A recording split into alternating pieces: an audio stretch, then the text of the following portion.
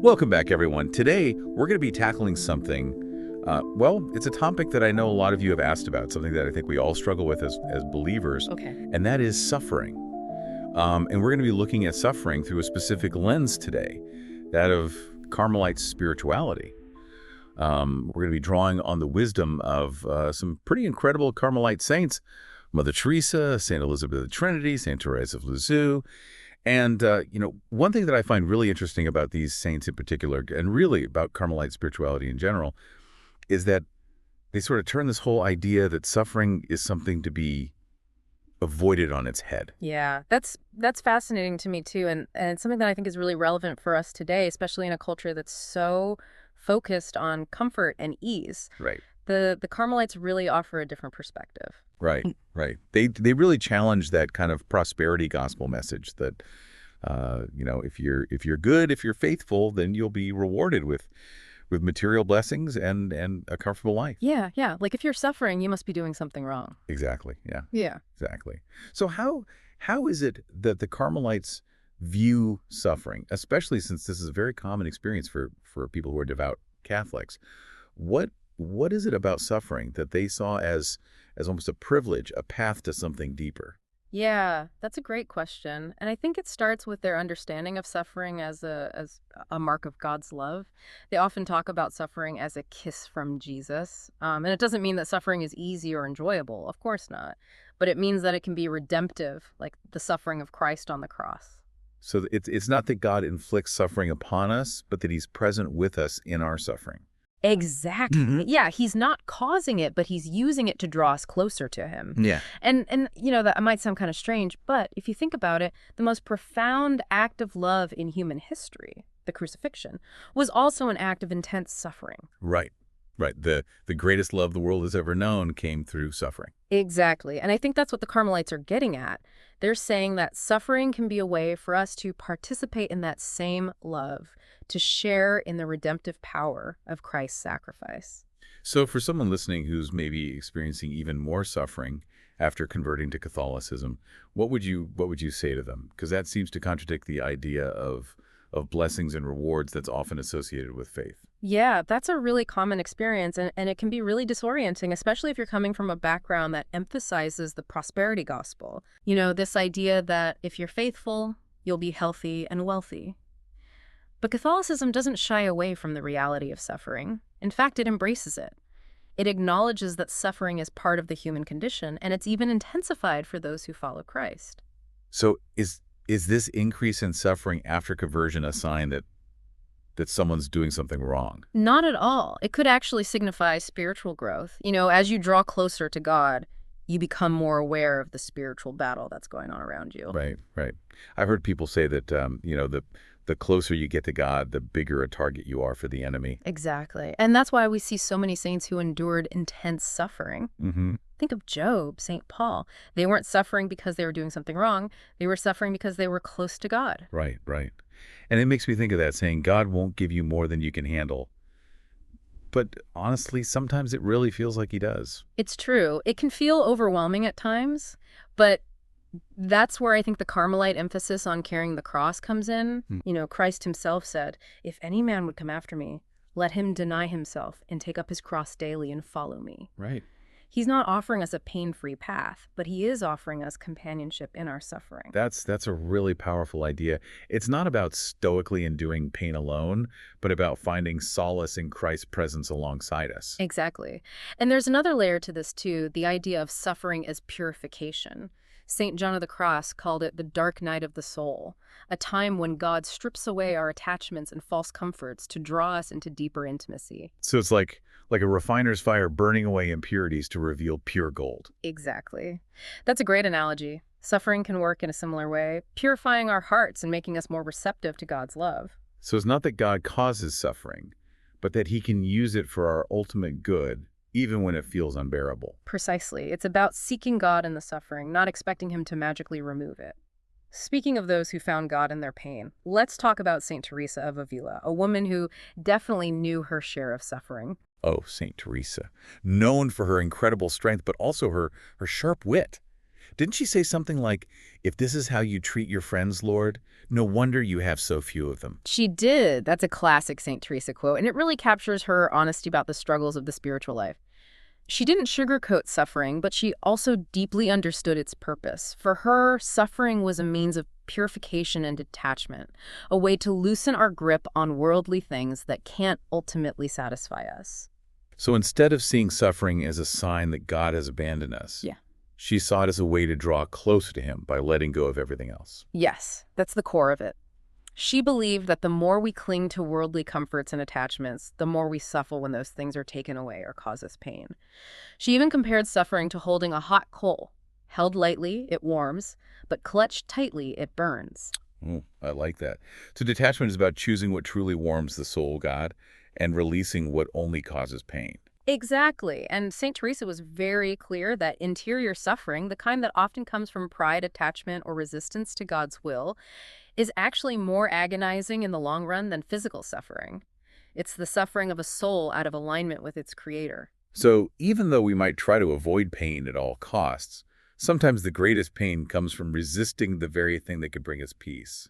That's such a profound insight. St. Teresa's life shows us that true peace isn't the absence of suffering, but the presence of God, even in our suffering. Her perspective really flips the script on how we typically think about suffering. Now, let's shift gears a bit to explore the little way of St. Therese of Lisieux. She's known for her remarkable ability to find joy in suffering, something that seems almost impossible to most of us. St. Therese is a fascinating case because she didn't just endure suffering, she actively embraced it. Really? She wrote, "To suffer out of love is the purest joy. One does not suffer if one loves suffering." Now, this isn't about masochism or seeking pain, but about understanding that love can transform even the most difficult experiences. But how can suffering, something we instinctively avoid, become a source of joy? What was she tapping into that most of us miss? For St. Therese, it was all about union with Christ. She desired to love him as he had never been loved before, and that meant embracing his suffering alongside her own. She saw suffering as a privilege, a sign of Christ's trust in her to share in his redemptive work. So it's not about passively enduring suffering, but actively offering it up as a gift of love, uniting it with Christ's suffering for the salvation of souls. Exactly. And St. Therese felt a particular closeness to Jesus in his passion, identifying with his abandonment and loneliness. She wrote, "Jesus has suffered alone, and abandoned souls are his dearest friends. If I suffer alone, I can be close to him." That's such a profound image, finding intimacy with Christ in the very moments we feel most alone and abandoned. It completely reframes the experience of suffering, doesn't it? It does. And what's even more remarkable is that St. Therese didn't seek recognition or consolation for her suffering. She wrote, "I thirst to suffer and to be forgotten." Her motivation was pure love, a desire to be united with Christ and to participate in his redemptive work, even in the smallest, most hidden ways. It's like her little way becomes a way of transforming suffering into something beautiful and meaningful, a way of saying, I love you to Jesus through every act of acceptance and sacrifice. And that's a key takeaway for us. Suffering doesn't have to crush us. When embraced freely and offered up in love, it can be a path to deeper intimacy with Christ, a way to participate in his saving grace, and a source of surprising joy. It's a radical shift in perspective, but one that the Carmelite saints embodies so beautifully. Now, this idea of suffering as a path to detachment, a turning inward toward Christ, it reminds me of something we touched on earlier, the analogy of ripping off a Band-Aid. Oh, I like that analogy. Yeah. Yeah, and the Carmelites understood that the more we cling to worldly things, the more painful suffering becomes. It's like that Band-Aid stuck to a wound. Peeling it off slowly only prolongs the pain, but ripping it off quickly, while intense, ends the suffering sooner. So the analogy highlights the need for radical detachment, for letting go of the things that are causing us pain, even if it feels impossible in the moment. Exactly. And just like with the Band-Aid, the initial pain of detachment is ultimately freeing. We release our grip on things that were holding us back, preventing true healing and growth. It's like we're creating space for God to enter more fully into our lives, to heal the wounds that worldly attachments only exacerbate. You know, this discussion about detachment makes me think of something you shared earlier about your experience of contemplative prayer in your garden, your hortus conclusus. Ah, yes, my little sanctuary. It's a place where I can simply be with God, to quote St. John of the Cross, without need to do anything, to just rest in his presence.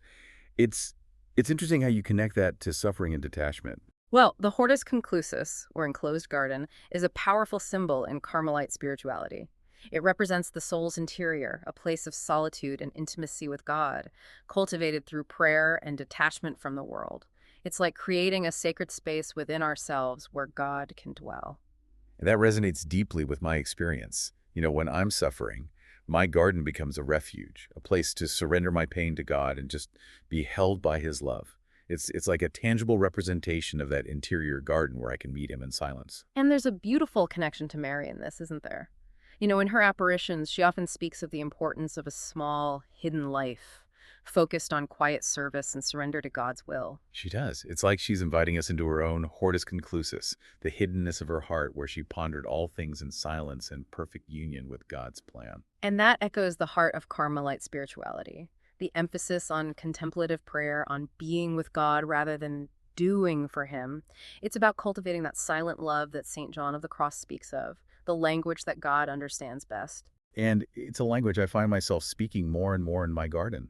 It's not about elaborate prayers or grand gestures, but simply being present, listening, and allowing myself to be loved. And in that stillness, in that silence, we often encounter God in the most profound ways. I've even had moments in my garden where I've felt Jesus's presence so tangibly, like he was tending to the plants alongside me or sitting next to me, embracing me in my suffering. Those are such beautiful images, and they remind me of St. Teresa of Avila's analogy of the soul as a garden. She envisioned God as the gardener, cultivating virtues, pruning away what's harmful, and nurturing us with his love. It's like he's constantly at work in our souls, even when we're unaware, using everything, even suffering, to help us grow and bear fruit. Now, you mentioned earlier this idea of doing purgatory on earth, a concept that seems to resonate deeply with the Carmelite understanding of suffering. Can you elaborate on that a bit more? Yes, absolutely. Purgatory is often depicted as a place of punishment after death, but the Carmelite perspective offers a more hopeful understanding. So how do they view purgatory? They see it as a process of purification by love, a necessary step in preparing the soul for perfect union with God. It's not about God inflicting pain, but about the soul being cleansed of anything that separates it from him. So it's less about punishment and more about purification. Exactly. And here's where it gets really interesting. Some Carmelite saints, like Saint Therese of Lisieux and Saint Padre Pio, actually prayed to experience purgatory on earth. Wow, that's intense. Why would they ask for that? They had such an intense love for God that they couldn't bear the thought of even a temporary separation from him after death. They were willing to endure suffering in this life to purify their souls and ensure their immediate union with him in the next. That's such a powerful expression of their faith and devotion. So what does it mean for us in a practical sense to do purgatory on earth? It's about intentionally embracing suffering, offering it up to God, and allowing it to detach us from worldly things. It's about choosing to find God in the midst of our pain, rather than trying to escape it. It's about saying yes to the purifying fire of his love, even when it feels like we're burning. And in doing so, we're not just enduring suffering, we're allowing it to transform us, to purify our hearts, and to prepare us for that ultimate union with God. Right. There's a certain beauty in uniting our suffering with Christ's suffering, knowing that it can have a redemptive purpose, both for ourselves and for others. We become participants in his work of salvation, offering our pain as a prayer for the world. This whole discussion about detachment and purification makes me think of another powerful Carmelite analogy. Suffering is ripping off a Band-Aid. Oh, yes, that's a vivid one. It gets at the heart of why clinging to worldly comforts actually makes suffering worse. Exactly. The more attached we are to things that can't ultimately fulfill us, the more painful it is when those things are taken away or cause us suffering. It's like that Band-Aid stuck to a wound. Trying to peel it off slowly only prolongs the pain. But ripping it off quickly, while intense in the moment, brings quicker relief. So the analogy is about the need for radical detachment, for letting go of those things that are causing us pain, even if it feels impossible in the moment. Precisely. And just like with the Band-Aid, the initial pain of detachment is ultimately freeing. We release our grip on things that were holding us back, preventing true healing and growth. It's like we're creating space for God to enter more fully into our lives, to heal the wounds that worldly attachments only exacerbate. And that's what the Carmelite saints teach us. Detachment is essential for experiencing the fullness of God's love. It's not about denying ourselves joy or pleasure, but about recognizing that true joy comes from union with God, not from clinging to fleeting things. It's a challenging concept, but one that holds profound truth. And it makes me think of my experience of contemplative prayer in my garden, that hortus conclusus we talked about Right, earlier. yes, your little sanctuary. How does detachment connect to that for you? Well, my garden is a place where I can intentionally practice detachment. It's a space free from distractions where I can simply be with God, to use St. John of the Cross's words. I don't have to do anything, just rest in his presence. And in that stillness, I find myself letting go of anxieties, worries, and attachments that I might cling to in the busyness of life. It's like you're creating a tangible representation of that interior hortus conclusus within your soul, a place cultivated through prayer and detachment where God can dwell more fully. Exactly. And that resonates deeply with the Carmelite emphasis on contemplative prayer, on that silent love that speaks volumes to God. It's not about elaborate prayers or grand gestures, but about simply being present, listening, and allowing myself to be loved. And in that stillness, in that silence, we often encounter God in the most profound ways. It's like we're stripping away all the layers of ourselves, all the distractions and anxieties, and simply allowing God to embrace us with his love. And in that embrace, we find healing, strength, and a deeper understanding of his will for our lives. Listening to you describe your experience in the garden really highlights the beauty and depth of Carmelite spirituality. It's a rich tradition, full of wisdom and guidance for those seeking to deepen their relationship with God, especially in the midst of suffering. It is, and it reminds us that even in those moments when we feel alone, lost, or overwhelmed by pain, God is present. He's working in our lives and he's drawing us closer to him. Sometimes that process of drawing us closer involves suffering. But the Carmelite saints teach us that suffering, when united with Christ's suffering and offered up with love, can be a profound source of grace, purification, and even joy. It's a powerful message of hope and transformation, one that I think can speak to the hearts of all who are listening today. As we've been talking about contemplative prayer and that silent love, I can't help but think of St. John of the Cross. He had such profound insights on suffering, especially through the lens of mystical union with God. Oh, absolutely. St. John of the Cross's writings they're so rich, so deep, and I think they're especially relevant for anyone who's really trying to understand suffering as a path to God. He really believed that suffering purifies the soul. It strips away all those distractions, those false comforts that we cling to, so we can actually belong more fully to God. Yeah, he was a mystic and a poet, so his language is so rich, but sometimes it's hard to grasp. Can you give us an example of what he meant by suffering as purification? Sure. He once wrote, "It is great wisdom to know how to be silent and to look at neither the remarks nor the deeds nor the lives of others." It's almost like he's saying that suffering can actually teach us to turn inward, to detach from that need for external validation or comparison with others. So it's not about becoming indifferent to the world, but about recognizing that true peace and fulfillment, they come from our relationship with God, not from, external things or achievements. Exactly, yeah. And this detachment is crucial for spiritual growth. It helps us develop these qualities of silence and trust, which allows us to just rest in God's presence without needing that constant reassurance or approval that we often seek from the world. Now, St. John of the Cross is also known for his teachings on the dark night of the soul, which you alluded to earlier. And it's a term I think a lot of people have heard, but few truly understand. Can you shed some light on what he meant by that? Yeah, the dark night of the soul it's the stage in the spiritual journey where a person might experience really intense spiritual suffering, a sense of abandonment by God, dryness in prayer, a lack of consolation. And it can be so disorienting and painful that some people, they even think they've lost their faith altogether. That sounds terrifying. Is it something everyone experiences? Not necessarily, but for those who are called to a deep union with God, the dark night can be a necessary part of the journey. It's almost like a spiritual crucible where God refines and purifies us, burning away attachments and impurities that are hindering our relationship with him. So it's not a punishment from God, but rather a process of purification. It's like he's taking us to a deeper level of faith, one that's not reliant on feelings or consolations. You're exactly right. And this is where I think St. John of the Cross's insights are so valuable. He reminds us that even when God feels distant, even when we feel like we're walking through a valley of shadows, he's still present. He's still working in our lives. In fact, he might be drawing us closer to him through this very darkness. But that takes an incredible amount of faith to believe, to trust that God is still there when you feel utterly alone and abandoned. It does, and that's why the Carmelite emphasis on surrender and trust is so essential. You know, St. John of the Cross, he didn't just describe the dark night. He offered guidance on how to navigate it. He saw it not as the end of the story, but as a transformative process, a time of profound, albeit painful, union with God. He had this beautiful way of putting it, almost poetic. Oh, night more lovely than the dawn. Oh, night that has united the lover with his beloved, transforming the beloved in her lover.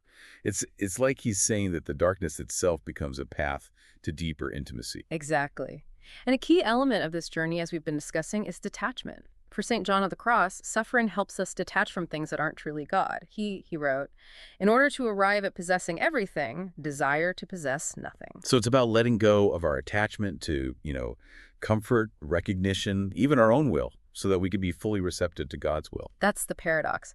By letting go, we actually gain something far greater, union with God. And the dark night, as painful as it is, can be the catalyst for this profound surrender. So for St. John of the Cross, suffering isn't the enemy. It's actually an instrument of grace, a way for God to draw us closer to him. It's like he's saying that the things that we often perceive as obstacles, pain, darkness, doubt, they can actually become pathways to a deeper intimacy with God if we surrender to them with trust. That's a really powerful way to put it. He's not advocating for suffering for its own sake, but he's recognizing its transformative potential when it's embraced with faith and love. So what specific advice did he give to those going through this dark night? How can we practically apply his teachings when we feel lost in that darkness? He offered three main pieces of counsel. First, don't seek comfort, seek God. You know, it's natural to want to alleviate pain, but sometimes that actually leads us away from the very source of true comfort. Second, don't complain, trust in silence. Our cries to God are important, but sometimes silence, that quiet surrender, speaks volumes. And third, don't ask why, simply accept the purification process. He wrote, where there is no love, put love, and you will draw out love. It's a reminder that even in the midst of suffering, we can still choose to love and trust. Well, those are such practical yet profound pieces of advice. It's like he's saying that our response to suffering matters, that we can choose to allow it to draw us closer to God, even when it feels counterintuitive. And those choices, made in the darkness, they're often the ones that forge the deepest faith and the most profound union with God. As we've been talking about St. John of the Cross and the dark night of the soul, I've been thinking about those fruits of suffering that we discussed earlier. Yeah. Detachment from the world, turning inward toward Christ, conformity to Christ, and the redemptive power of suffering. Yeah. And it seems like his insights really illuminate how these fruits come about. Absolutely. When we understand suffering through the lens of Carmelite spirituality, especially the teachings of St. John of the Cross, it becomes less about just enduring pain and more about a transformation of the heart. We're not meant to just grit our teeth and bear it, but to allow suffering to actually purify us, refine us, and draw us closer to God. It's a perspective shift, a letting go of our need to control or understand everything, and just surrendering to the mystery of God's work in our life, even through suffering. And that's such a hopeful message, especially for those who might be going through a difficult time right now. It reminds us that even in the darkest of nights, God is present. He's working in our lives, and he's using even our suffering for our ultimate good to bring us into a deeper union with him. We were talking earlier about the idea of doing purgatory on earth, a concept that can seem daunting or even a bit frightening. But when you look at it through the lens of St. John of the Cross's teachings, it takes on a different meaning, doesn't it? It's not about seeking out pain, but about allowing suffering to purify us, to prepare our hearts for that ultimate union with God. You've hit upon a very important point.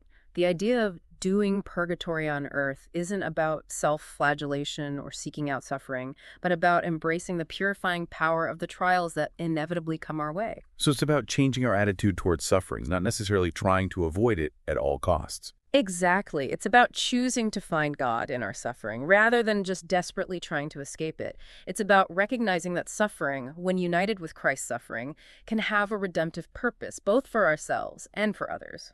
So it's not just about enduring pain, but about offering it up, transforming it into a prayer, a way of participating in Christ's love for the world. Beautifully put. And this is where the Carmelite analogy of suffering as ripping off a Band-Aid comes in again. It highlights the need for detachment, for letting go of those things that are causing us pain, even if it feels impossible in the moment. So the more we cling to worldly comforts and attachments, the more suffering will cling to us. It's like trying to peel off a Band-Aid slowly, just prolonging the pain. Exactly. And St. John of the Cross reminds us that the initial pain of detachment, while intense, is ultimately freeing. It allows us to release our grip on things that were holding us back, preventing true healing and growth. And this creates space for God to enter more fully into our lives, to heal the wounds that worldly attachments only exacerbate. It's like we're clearing out the clutter in our hearts, making room for God's love to fill us completely. You know, you've spoken so beautifully about your experience of contemplative prayer in your garden, your hortus conclusus. Can you tell us more about how that practice of stillness and silence has helped you understand and embrace suffering? My garden is such a sanctuary for me, a place where I can intentionally practice detachment and cultivate that silent love that St. John of the Cross speaks of. It's a space free from distractions where I can simply be with God, to use his words. I don't have to do anything, just rest in his presence. And in that stillness, I find myself letting go of anxieties, worries, attachments that I might, cling to in the busyness of life. It sounds like you've created a tangible representation of that interior hortus conclusus within your soul, a place cultivated through prayer and detachment where God can dwell more fully. That's a beautiful way to put it. And in that space, in that silence, I often find the strength to face suffering, not with, stoic endurance, but with a heart open to God's transforming grace. And you've shared that you've even had moments in your garden where you felt Jesus's presence so tangibly. Can you tell us about those experiences? Yes.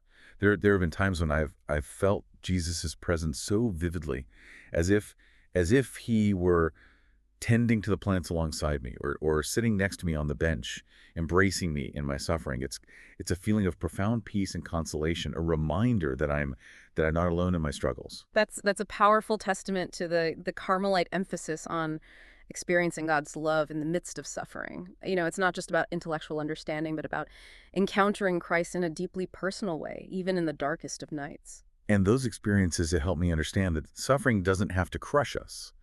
It can actually become a pathway to a deeper, more intimate relationship with God. It's like the pain itself becomes a bridge to his heart. And that's what the Carmelite saints teach us through their lives and writings. You know, they show us that it's possible to find meaning, purpose, and even joy in suffering when we unite it with Christ's suffering and offer it up as a gift of love. It's a radical perspective shift, but one that can transform our entire experience of life. And it's a message that's so desperately needed in a world that often tells us to avoid suffering at all costs. The Carmelite saints, they remind us that suffering is an inevitable part of the human experience, but it doesn't have to define us or destroy us. In fact, it can be the very thing that draws us closer to God and reveals his love to us in the most profound ways. You know, as you're speaking, I'm struck by how your experience in the garden, your hortus conclusus, connects to the broader themes of suffering and detachment that we've been exploring. Yes, it's like my garden has become a microcosm of my spiritual journey, a place where I can practice those Carmelite principles of silence, solitude, and surrender. It's where I can cultivate that inner garden of the soul where God can dwell more fully. And it's a reminder that we can create those sacred spaces, those hortus conclusus within ourselves, no matter where we are, whether it's a physical garden, a quiet corner in our homes, or simply the stillness of our hearts. We can always turn inward and find God waiting for us. And in his presence, even in the midst of suffering, we can find healing, strength, and the grace to endure.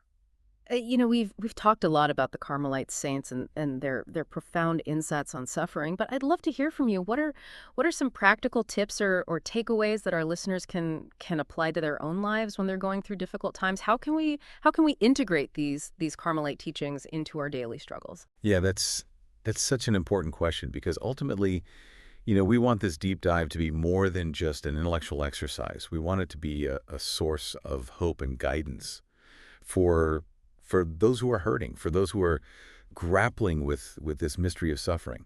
So here are a few practical things that I've learned from the Carmelite saints that have helped me in my own journey. First, remember that suffering is not a sign that God has abandoned you. It's often in those moments of deepest pain that he's drawing closest to us, refining us, and preparing us for greater union with him. Second, don't be afraid to ask for help. Reach out to your spiritual director, a trusted friend, or a therapist. Sharing your burdens with others can lighten the load and remind you that you're not alone. That's so important. Third, make time for silence and solitude, even if it's just for a few minutes each day. Find a quiet place where you can disconnect from the world and connect with God. It can be in your garden, your bedroom, or even a quiet corner of your office. Right. Create that sacred space. Fourth, practice gratitude, even in the midst of suffering. It might sound counterintuitive, but focusing on the good things in your life, even the small ones, can help shift your perspective and open your heart to God's presence. Yeah. It's about finding those glimmers of light in the darkness. Fifth, offer up your suffering as a prayer. Unite it with Christ's suffering and ask him to use it for the good of others. It might not make the pain go away, but it can give it meaning and purpose. Redemptive suffering. And finally, trust in God's love and mercy. He sees your pain, he understands your struggles, and he's working to bring you through them to a place of healing and wholeness. Don't give up on him, even when it feels like he's given up on you. These are just a few suggestions, and they might not work for everyone, but I hope they offer a starting point, a way to begin integrating the wisdom of the Carmelite saints into our daily lives. Those are wonderful tips, and they really do reflect the heart of what we've been exploring in this deep dive. They remind us that while suffering is inevitable, our response to it is a choice. We can choose to allow it to break us, or we can choose to allow it to draw us closer to God, to refine us, and to transform us. And that's a powerful message of hope and empowerment, especially for those who are struggling. And that leads to another important point. Be patient with yourself. The spiritual journey is not a linear path, and there will be ups and downs, times of darkness and times of light. Don't get discouraged if you struggle to embrace suffering, or if you feel like you're not making progress. God's grace is always available to us, and he's constantly working in our hearts, even when we're unaware. You know, as you're speaking, I'm struck by how the Carmelite saints offer such a compelling example of what it means to live a life of radical faith. They didn't shy away from suffering. They embraced it, they transformed it, and they used it to draw closer to God and to serve others. They challenge us to rethink our own relationship with suffering, to see it not as something to be feared or avoided, but as a potential pathway to grace, transformation, and even joy. And they remind us that we're not alone in our struggles. Yeah. Christ himself walked the path of suffering, and he's with us every step of the way, offering his comfort, his strength, and his redemptive grace. So as we move toward the conclusion of this deep dive, I want to invite our listeners to reflect on what resonates most deeply with them. What insights or teachings have touched your heart? What practical steps can you take to integrate the wisdom of the Carmelite saints into your own life? And I want to leave you with this beautiful quote from St. Teresa of Lisieux, which captures the essence of what we've been exploring. I understood that the perfection of love consists of enduring all things with joy, seeking nothing for oneself, but desiring everything for Jesus. May that be our prayer as we navigate the joys and sorrows of our own spiritual journeys.